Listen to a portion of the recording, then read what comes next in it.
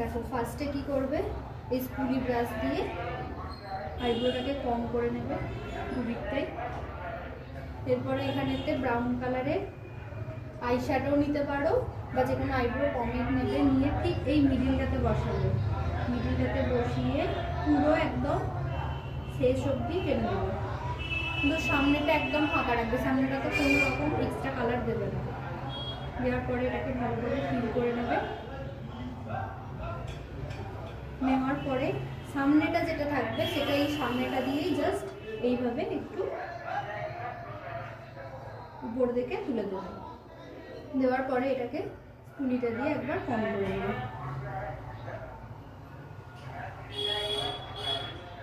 ঠিক আছে, এইভাবে করবে।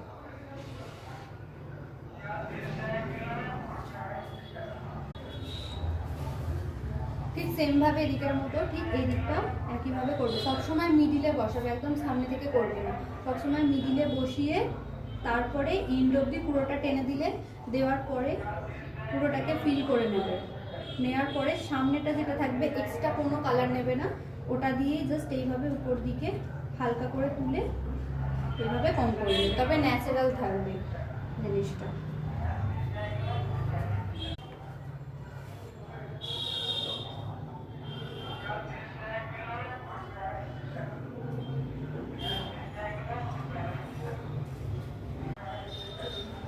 দেখো অনেকেরই প্রবলেম হয় যে ইনার কর্নারটাকে তোমরা করতে পারো না লাইনার দিয়ে। এখানে আমি দেখো একটা লাইনার ফ্রেম নিয়ে নিয়েছি। ঠিক কীভাবে করবে, যখনই কোনো মডেল বা ক্লায়েন্টকে যখন ইনার কর্নারটা করবে তখন উপর দিকে চোখ, উপর দিকে তুলে চোখ, ঠিক এইভাবে চোখটা তুলে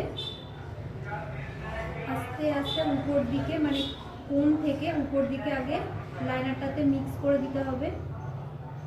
এইভাবে করে দেওয়ার পর নিচেটা হালকা করে এইভাবে কোণ করে নিচেটার সাথে জয়েন করে দিতে হবে। ঠিক সেম ভাবে এটাও কোণ থেকে আগে উপরে যে আমরা লাইনারটাকে ইউজ করেছি সেটার সাথে আগে জয়েন করে দেব। করে দেওয়ার পর নিচেটার সাথে এভাবে জয়েন করে দেবো। একটু ক্লোজ থেকে দেখিয়ে দিচ্ছি।